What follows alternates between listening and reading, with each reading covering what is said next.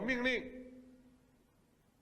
全军各级要强化练兵备战鲜明导向，坚定不移把军事训练摆在战略位置，作为中心工作，抓住不放，抓出成效。要坚持领导带头，以上率下，坚持实战实训，连战连训，坚持按纲施训，从严治训。生龙活虎的场面，通过视频校阅了各军兵种和武警部队野外分会场开训情况。塞外北国千里冰封，陆军某合成旅官兵顶风冒雪展开实弹实装训练。南国军港波飞浪卷，装载训练。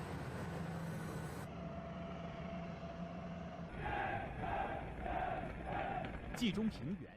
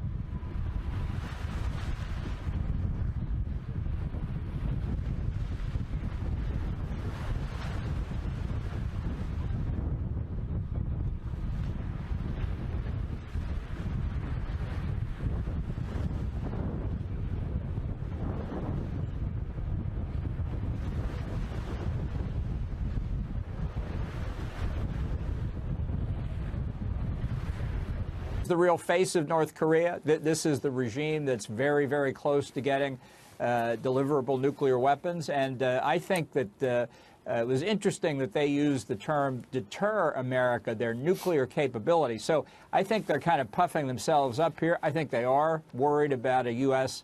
preemptive strike against their nuclear program. Not that I have any evidence that's about to happen, that's for sure.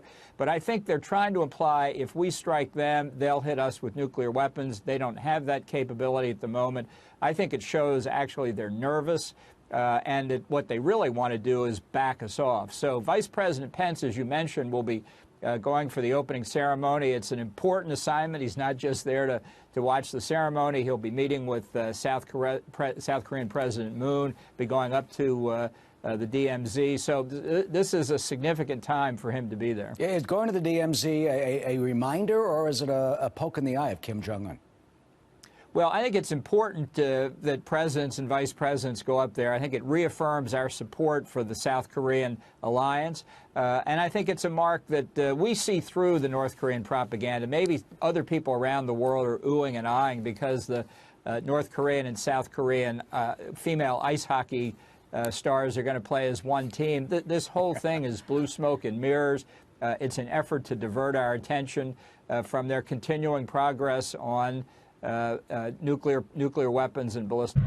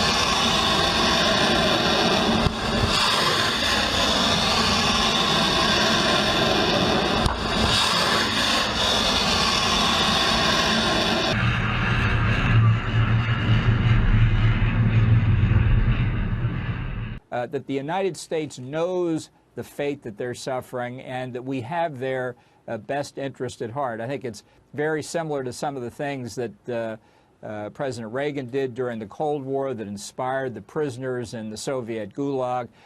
So this is really, I think, as well for China to understand how strongly this administration feels about the threat that the North Korean regime poses. And apparently some of the defectors, if they get to China and are captured, they get repatriated back to North Korea.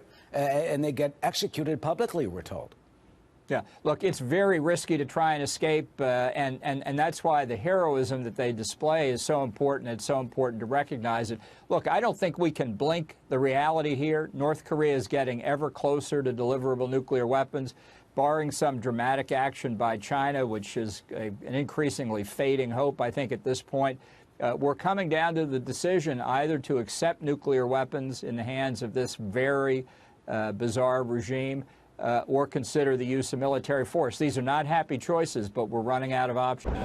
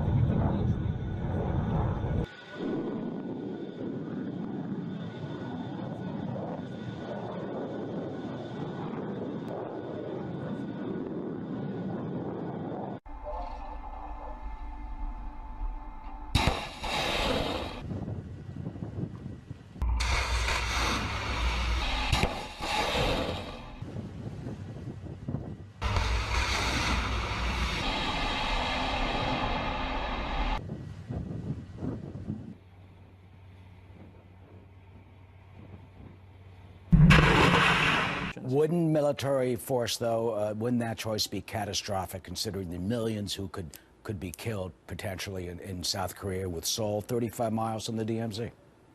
Consider the millions of Americans who could be killed by this bizarre regime led by a man who had assassins kill his own half-brother with VX gas in a Malaysian airport. You know, this regime may be rational, but it's rational in its own strange world.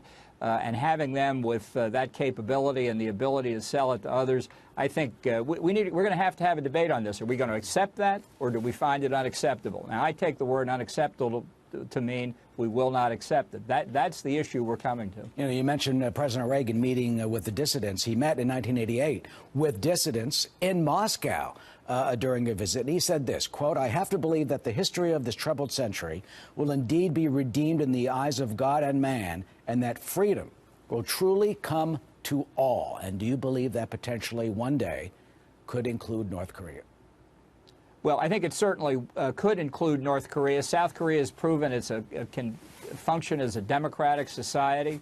And I think that's why the ideal goal here ought to be to convince China to let us reunify the Korean peninsula, essentially having the North absorbed by the South. It'd be better for the Korean people. It would certainly be better for us to have the North Korean regime disappear.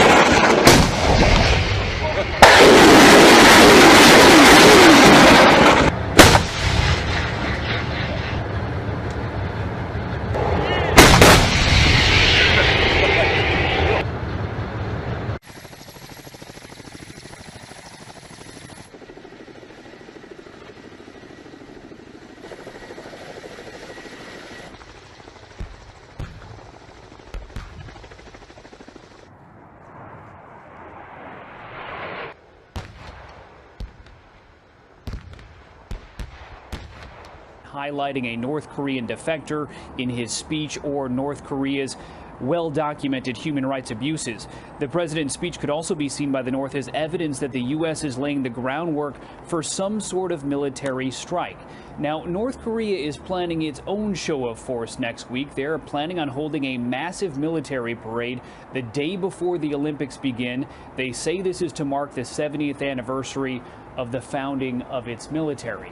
Now, North Korea rarely holds its tongue when it is criticized by the United States, especially by President Trump. So you can likely expect in the next 24 to 48 hours, we will hear something back from